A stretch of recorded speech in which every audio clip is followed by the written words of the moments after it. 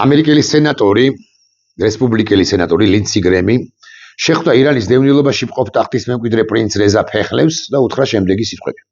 ჩვენ მდგავართ ირანელი ხალხის გვერდით და სასტიკი რეჟიმის წინააღმდეგ გავხადოთ ირანი კვლავ დიადი გახდის თუ არა ამერიკის შეერთებული შტატები ირანს დიად სახელმწიფოდ. კვლავ გახდება თუ არა ირანი დიადი სახელმწიფო ეს ჯერაც კითხვის ნიშნის ქვეშაა, იმიტომ რომ მიუხედავად იმისა, რომ რამდენიმე დღის წინ პრეზიდენტმა ტრამპმა მოუწოდა ირანულ საზოგადოებას გამოდით ქუჩაში და იბრძოლეთ თქვენი თავისუფლებისთვის, რომ ამერიკის დახმარება გზაშიაო, ამის მიუხედავად ჯერაც ვერავინ იტყვის, ამერიკის შეერთებული შტატები ჩაერევა თუ არა ამ პროცესში. მეორე მხრივ, ყველა სიგნალი მიუთითებს იმაზე, რომ შეერთებული შტატების თავდასხმა ირანის წინააღმდეგ გარდაუვალია, თუმცა ტრამპის ადმინისტრაცია იქცევა ცოტა უცნაურად მეთქი, ან თბილისიდან, როცა აფასებ ამ ყველაფერს შეიძლება დაარქვას სწორედაც რომ უცნაური ქმედება. მუდმივი დაძაბულობის რეჟიმში ერთის მხრივ ამყოფებს თეირანს, მაგრამ მეორეს მხრივ ბევრი იტყვის რომ არ ჩქარობსო, მესამე მხრივ რამდენადაც დაიცალა პრაქტიკულად ყველა სამხედრო ბაზა ადამიანური რესურსისაგან, ანუ ადამიანები გავიდნენ, სამხედროები გავიდნენ ამერიკული ბაზებიდან გარშემო რეგიონში, ფართო გაგებით რეგიონში რა ბაზებიც არის, ეს მიანიშნებს თითქოს იმას, რომ ამერიკის შეერთებული შტატები რომელიღაც ეტაპზე კომპლექსურ შეტევას მათ შორის საჰაერო იერიშებს გადახორციელებს ირანზე. ეს რომ ვიცოდეთ, მაინც არაპროგნოზირებადია ტრამპი, ასეც უნდა ვთქვათ, ისიც უნდა ვთქვათ, რომ იმაზე რომ ირანში რაღაც ამბოხდება, მიუთითებს ჩვეულებრივი რუკა. ეს არის ირანის ცაში რა ხდება მოცემულ ეტაპზე არც ერთი სამოქალაქო, არც ერთი ვიმეორებ, სამოქალაქო თვითმფრინავი არ დაფრინავს ირანისკენ თუ ირანიდან, რაც მადასტურებელია იმის, რომ რომელიღაც ეტაპზე შეიძლება მალევე, ხვალვე, 1 საათშივე შეიძლება ამერიკის შეერთებულმა შტატებმა მიიტანოს იერიში. ან მადასტურებელი არ არის ამის, მაგრამ შეიძლება სულაც არ მიიტანოს, ასე გეტყვით, და ღმერთმა უწყის, ტრამპმაც კი არ უწყის. ღმერთმა უწყის როგორ განვითარდება მოვლენები. ტრამპი ფრიად ბედნიერია თითქოს იმით, ბედნიერი ან კმაყოფილია, რომ ირანის ხელისუფლებამ სიკვდილით არ დასაჯა ის პირები, რომელთა მიმართაც ეს ვერდიქტი გამოიტანა 4 შაბათს, იცით თქვენ, რომ უნდა მომხდარიყო სიკვდილით დასჯა ერთი მოქალაქისა და ამ ადამიანს ქვია, იცით თქვენ, ერფან სოლტანი და ირანის პროკურატურამ ბრას ბრალი გადაუკვალიფიცირა.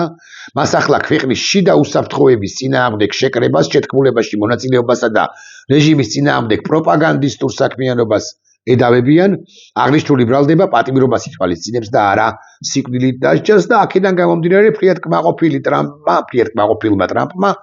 იმის გამო, რომ ეს ერთი ადამიანი ან სხვები სიკვდილით არ დასაჯა ირანის ხელისუფლებამ, შეიძლება გადაიფიქროს ისედაც რთულად ჩასატარებელი იქნებოდა რასაკვირველია საჰაერო თუ კომპლექსური შეტევა იერიშების მიტანა ირანზე და რეჟიმ ჩეინჯი, რაც მნიშვნელოვანია, მაგრამ მეორე მხრივ თუ ვინმე იკითხავს, კი, მაგრამ რა ვუყოთ იმას, იმ და ჩადენილ დანაშაულებს, რომლებიც უკვე ჩაიდინა ირანის აიათოლების რეჟიმმაო, ეს ვინმე ამ ის კითხვის დამსმელი რასაკვირველია მართალი იქნება. ერთი ცნობით იცით თქვენ, რომ 2000, მეორე ცნობით 5, 7, 10, 12, 15, 20, 25, 30, 50000 მოქალაქეც კი მოკლა ირანის ისლამისტურმა აიათოლების რეჟიმმა და ეს უნდა შერჩეს თუ არა ირანის აიათოლების რეჟიმს, ალის რეჟიმს, ეს კითხვა რასაკვირველია ჰაერშია გამოკიდებული. დიახ, დაუბრუნდები ახლა ისევ და ისევ ლინდსი გრემის შეხვედრას ირანის ტახტის მემკვიდრესთან. იქ სენატორი, რომელიც ბუნებრივია, რომ ყველა მესიჯს ან მესიჯების უმრავლესობას ათანხმებს პრეზიდენტ ტრამპთან, იქ ამბობს, მოდი კიდევ ერთხელ შევქმნათ, კიდევ ერთხელ ავაღურძინოთ ირანი, კიდევ ერთხელ შევქმნათ ეს სახელმწიფო, კიდევ ერთხელ ის იყოს, უნდა გახდეს ის დიადი ქვეყანა, როგორ არ იყო წარსულში ირანი მრავალი 10 წლეულის არა, მრავალი 100 წლეულის, მრავალი საუკუნის განმავლობაში უზარმაზარი კულტურის ქვეყანაა. ძალიან იშვიათად თუ მოიძებნება ბევრი სხვა სახელმწიფო ან რამდენიმე სახელმწიფო თუნდაც მსოფლიოში, რომელსაც ესოდენ სერიოზული კულტურული მემკვიდრეობა შეექმნას მსოფლიო მასშტაბისა და მრავალ საუკუნეებზე გადაჭიმული. ამგვარ სიდიადეს გულისხმობენ თუ არა, სიმართლე გითხრათ არ ვიცი, მაგრამ იმას კი ის კი ვიცი, რომ ირანი რასაკვირველი ადრე იქნება თუ გვიან, უნდა იყოს ადეკვატური სახელმწიფო და მისი დღევანდელი მმართველები უფრო ზუსტი რომ იყო ადეკვატურები სულაც არ არიან, გარდა ყველაფრისა, გარდა იმისა რომ არიან სასტიკები უშუალოდ ქვეყნის შიგნით, ისინი არიან სასტიკი სხვა რეჟიმების, მოსკოვის რეჟიმის და პეკინის რეჟიმის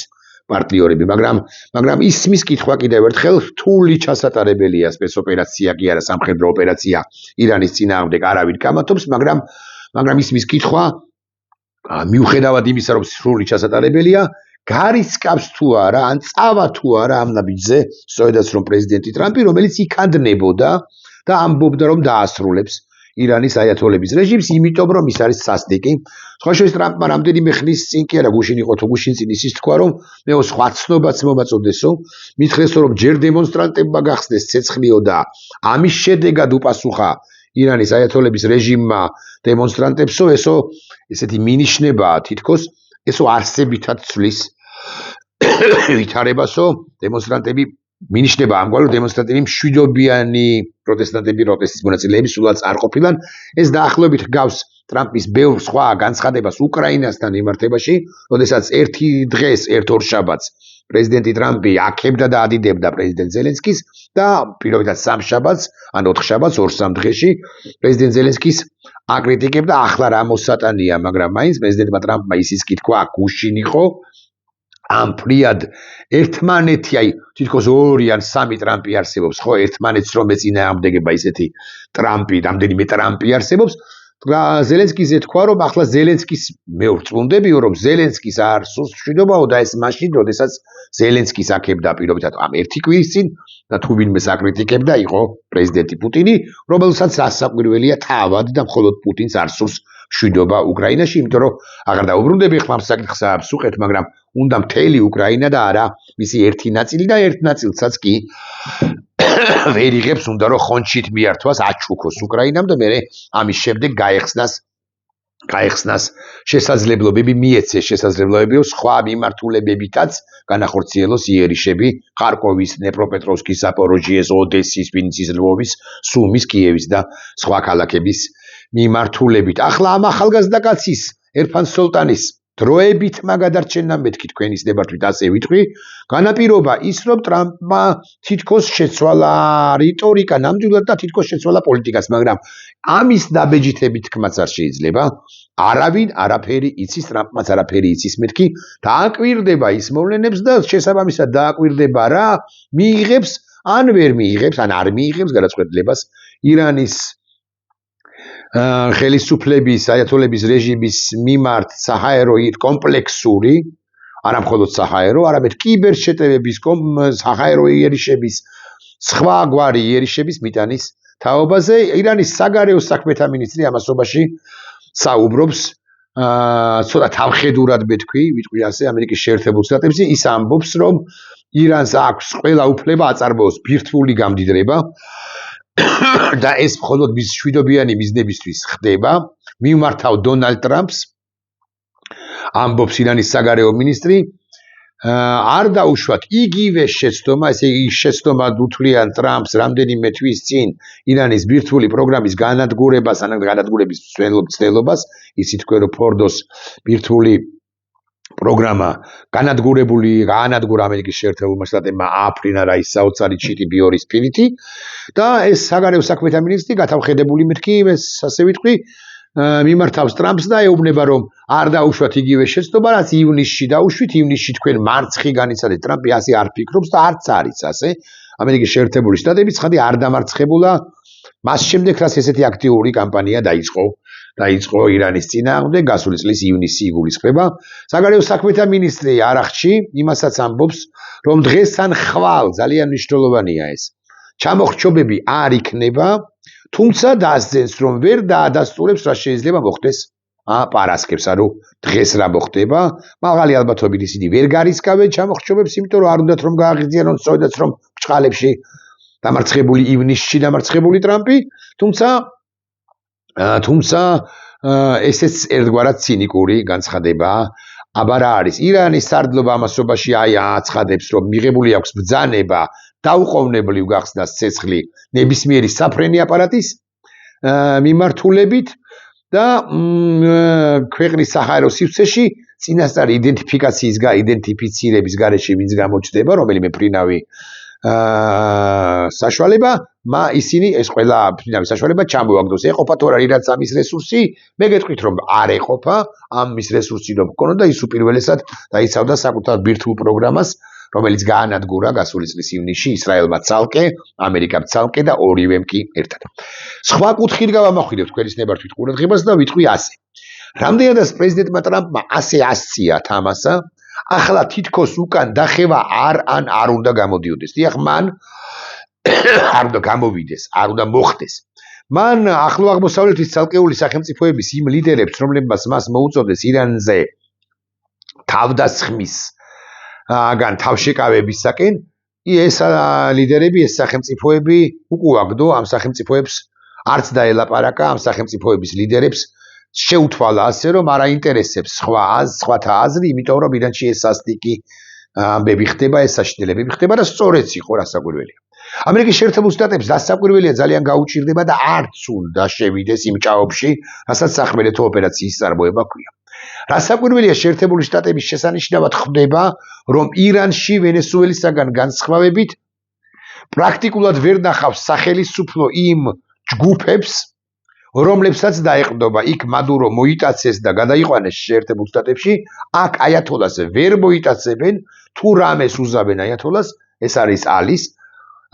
არის ან მისი განადგურება, ან მისი გამგზავრება მოსკოვში. ეს გასაგებია ტრამპისთვის, მაგრამ შემცვლელი ან დასაყრდენი ვერავინ ვერ იქნება. არის თუ არა ეზა ფეხლევი დასაყრდენი, ბევრი იტყვის რომ არისო, მაგრამ ნებისმიერ შემთხვევაში ირანულ საზოგადოებაში რასაკვირველია პირველ რიგში აიათოლების რეჟიმის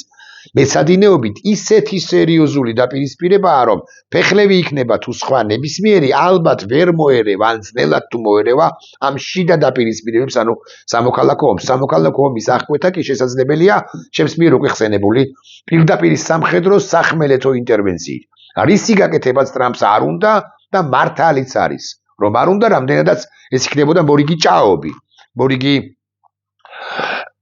მორიგი შეცდომა ამერიკის შეერთებული შტატების ამჟამინდელი ადმინისტრაციის მხრიდან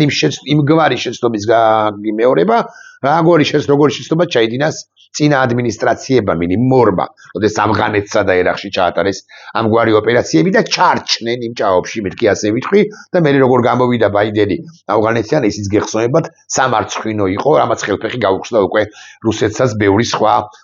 და სხვებსაც, ბევრი სხვა უკანონო და ბევრი სხვა ჯოჯოხეთური ქმედებისაკენ და ავღანეთი ერთ-ერთი ფუნდამენტი, ერთ-ერთი საფუძველი ავღანეთთან ესე გამოსვლა შეერთებული შტატების. მაგრამ ამაზეც არ ვილაპარაკოთ. ვისაუბროთ იმაზე, რომ რეპუტაცია მესამე, მეოთხე თუ მეშვიდე მხრივ, რადგანაც ესე ასწია თამასა პრეზიდენტმა ტრამპმა, რეპუტაცია შეერთებული შტატებისა, როგორც მსოფლიო კარგი კონოტაციით ჟანდარმისა, სერიოზულად და მნიშვნელოვნად ეცემა, რომ ვიცოდეთ მაინც. ამერიკის შეერთებული შტატები არის მსოფლიო ჟანდარმი მისი კარგი კონოტაციით, ყოველ შემთხვევაში არის, ნებისმიერ შემთხვევაში არის სამართლიანობის დამამკვიდრებელი მთელ მსოფლიოში მთავარი ზალა. ვერც გერმანია, ვერც ბრიტანეთი, ვერც საფრანგეთი, ვერც იტალია, ვერც რომელიმე მნიშვნელოვანი რასაკვირველია ქვეყანა, მაგრამ მაინც ვერ დაამკვიდრებს სამართლიანობას. სამართლიანობას მსოფლიოში ოკეან გაღმა თუ ოკეან გამოხმა ამერიკის შეერთებული შტატების მონაწილეობის და მით უმეტეს მსუყე მონაწილეობის გარეშე ვერც გარისკავს გერმანია, მაგალითად არ ვიცი, სირიის ან ირანის თუნდაც წინააღმდეგ ოპერაციის ჩატარებას თუ არ იქნება მის ზურგს უკან და მასთან ერთად ამერიკის შეერთებული შტატები უნდა იყოს მთავარი ვიოლინო და გერმანია თუ ბრიტანეთი მერე უნდა მიებან მას, როგორც ასეთი და ახლაც ან მიებებიან ან არა, უფრო ზუსტად ალბათ არ მიებებიან თუ მაინც და მაინც ტრამპი გადაწყვეტს აიათოლების რეჟიმის დასრულებას, მაგრამ ეს მინდა თქვა, ამის თქმა მინდა, რომ ამერიკა არის მთავარი, რასაკვირველია მთელ მსოფლიოში და კარგი კონოტაციით გვავიმეორებ ჟანდარმი, მაგრამ ასე ასწია ტრამპმა თამასა და ახლა უკან გამოსვლა ამერიკის შეერთებულ შტატებს მნიშვნელოვნად დააზიანებს, მის რეპუტაციას დააზიანებს. თუ ვინმეს გონია რომ როდესაც ვითარება ჩაცხრება და ეს 25-30-37 ადამიანი რომ მოკლა ეს როცა შერჩება და თუ შერჩება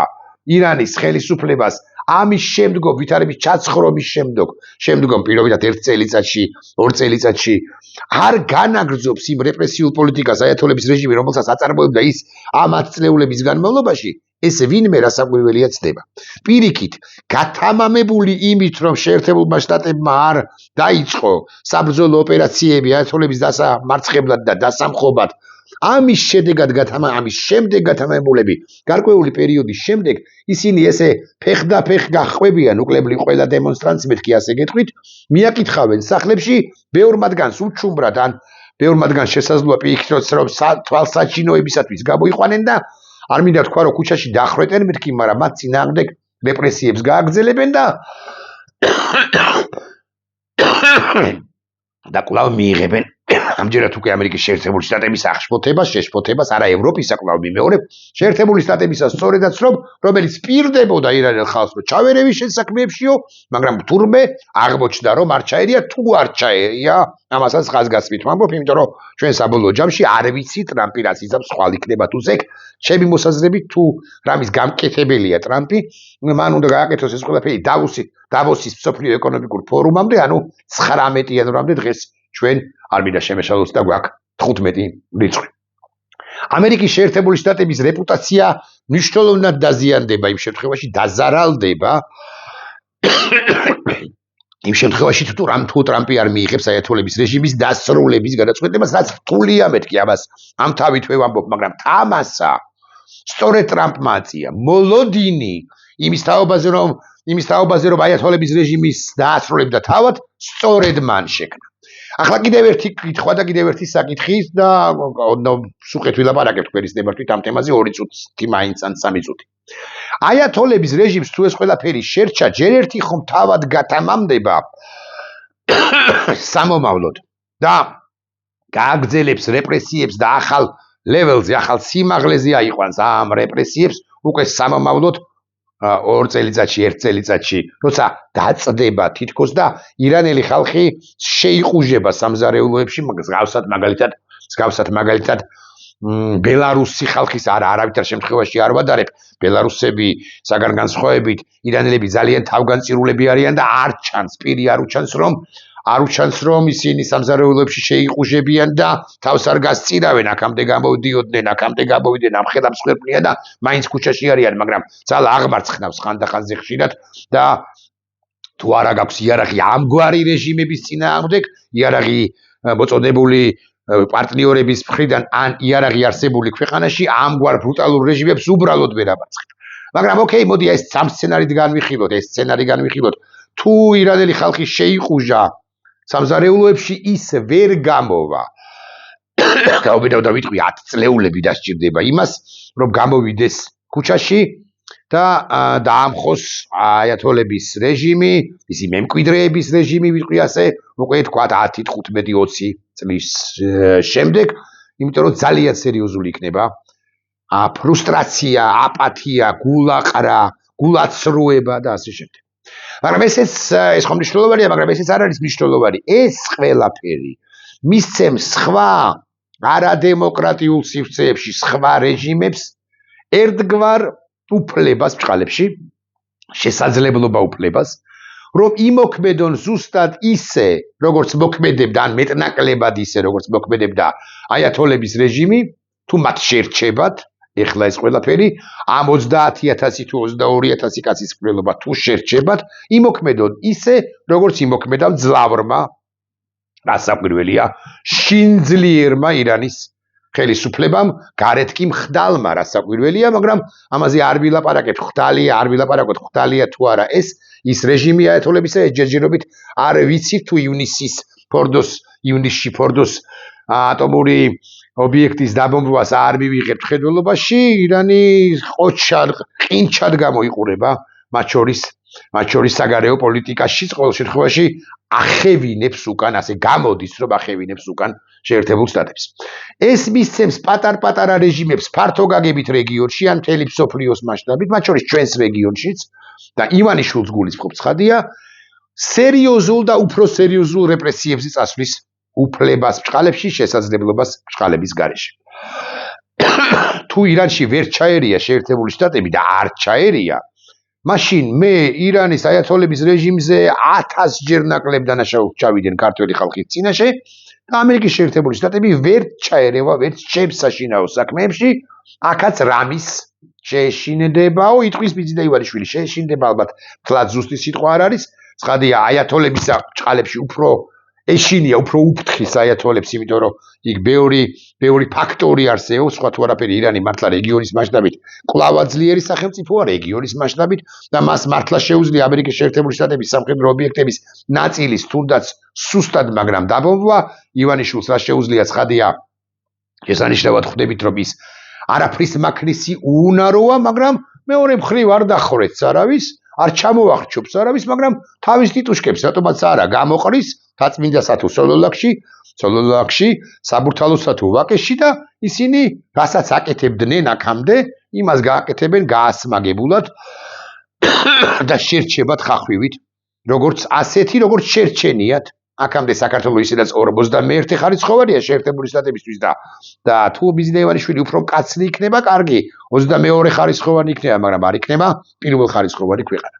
ამიტომ შეერთებულ შტატებს აქვს ეს უზარმაზარი მისია ახლა, რამდენადაც თავად ასწია თამასა პრეზიდენტმა ტრამპმა, ბევრი სხვა ფაქტორის გამო დაასრულოს, ეცადოს და დაასრულოს, მოახერხოს და დაასრულოს აიათოლების რეჟიმი, რომ კვლავ დაბრუნდეს მსოფლიო პოლიტიკაში, კიდევ ერთხელ დაბრუნდეს, ასე ვიტყვი, კიდევ ერთხელ დაადასტუროს, რომ ის არის მსოფლიო ჟანდარმი კარგი კონოტაციით, ის არის სახელმწიფო, რომელიც წვეთს როგორი უნდა იყოს, ესა თუ ის ვითომ სუვერენული სახელმწიფო, ამაზეც ორ სიტყვას ვიტყვი და პრინციპში ამოვწურებ. ჩემთვის ძალიან მნიშვნელოვანია სუვერენიტეტი როგორც ასეთი. აგურის მტვერის მოლეკულა წარმოიდგინეთ, აი ამ ხელა, ანუ ძალიან პატარა წვლილი ამ ქვეყნის დამოუკიდებლობაში ბევრად მეტი აქვს, ანუ თამდაბლად ვამბობ ამას და სწორიც ვარ, მართალიც ვარ, ამას რომ ვამბობ, ბევრად მეტი წვლილი შეუტანია საქართველოს დამოუკიდებლობაში, მე მოლეკულის, აი აგურის მოლეკულის ოდენობის თუ სიდიდის წვლილი შემიტანია საქართველოს დამოუკიდებლობაში, სამი სიტყვები თქვავს, ბოლო 7 წლის განმავლობაში მეტის, მაგრამ რა მნიშვნელობა აქვს? მithქვამს, რომ საქართველოს უნდა იყოს დამოუკიდებელი, წერტილი მეტი არაფერი. ჩავთვალოთ, რომ ასე. მაგრამ აქაო და სუვერენული ვარ მე როგორც სახელმწიფო, მის ხელისუფლებას არ აქვს უფლება, რომ აქაო და სუვერენობის ფარგლებში ჩაიდინოს ყველაფერი, რისი ჩადენაც, რისი გაკეთებაც მას მოეპრიანება. აქაო და სუვერენული ვარ და ნუ ჩაერევით ჩემს საშინაო საქმეებშიო, ამას ამბობს ირანის დღევანდელი ხელისუფლება, ალის რეჟიმიც, აიათოლების რეჟიმიც დღეს მოცემულ ეტაპზე ირანში და აი სუვერენობის ეგიდით ხრეთს ქუჩაში ხალხს მისივე ტიტუშკები, მისივე პოლიციის, მისივე სამართალდამცავი სტრუქტურების უკანონო ფორმირებების პირველ ყოვლისა წარმომადგენლები. სუვერენიტეტი ძალიან მნიშვნელოვანია, აკი გითხარით რომ მოლეკულას ოდენობის თუ მასშტაბის წვლილი მაქვს შეტანილი ამ სუვერენიტეტში, ჩვენი ქვეყნის სუვერენიტეტში.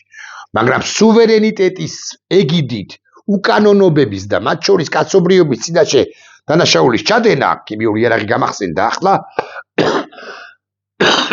გასაკვირველი არ შეიძლება. სუვერენიტეტში უნდა ჩაერიოს ნებისმიერ ამა თუ იმ ქვეყნის სუვერენულ გადაწყვეტილებებში. უნდა ჩაერიოს დემოკრატიული ქვეყნები თუ ეს რეჟიმები, ჩვენ შემთხვევაში ივანიშვილისა და სხვა შემთხვევაში გაცილებით მეტად აიათოლების რეჟიმი ირანში არღვევს იმ ფუნდამენტურ უფლებებს, რომლებიც უფრო უზენაესია ვიდრე ვითომ ან ამგვარი სუვერენიტეტი თქვენის სუვერენული არადემოკრატია ამ ტერმინს შემოვიდნენ თქვენის ნებართვით სუვერენიტეტი, რომელიც შეფუთულია, სუვერენიტეტით არის შეფუთული ის უკანონობები, რომელსაც სჩადის ის ჯოჯოხეთობა, რასაც სჩადის ამ შემთხვევაში ალი ხამინეის რეჟიმი. აი ამის თქმა მინდოდა, ეხლა კიდევ ერთი ბოლო წინადადება, არ ვიცით რას იზამს პრეზიდენტი ტრამპი უახლოეს 4 წუთში, 40 წუთში 400 წუთში 24 საათი ამ მნიშვნელობა უახლოეს ხანებში. ჩემი მოსაზრებით ის ჩემი იმედით ის მაინც შეუტევს ირანის რეჟიმს და 40 ხო ეგ რა კიდე კაი გამახსენდა 50 ობიექტია როგორც გავრცელდა ყოველ შემთხვევაში ისე ჩვენ რა ვიცით მაგრამ 50 ობიექტი იქნება ერთდროულად დაბომბილი ეს არ არის მარტივი საქმე თუ ეს ოპერაცია გადაწყდა თუ არა და ამერიკის შეერთებული შტატების რეპუტაცია ჩემი პატივისცემის მიუხედავად ოდნავზე ოდნავ მაგრამ მაინც იქნება შელახული სოფლიოს თავისუფლების მოყვარე სოფლიოში თავისუფლების მოყვარე მოქალაქეების თვალში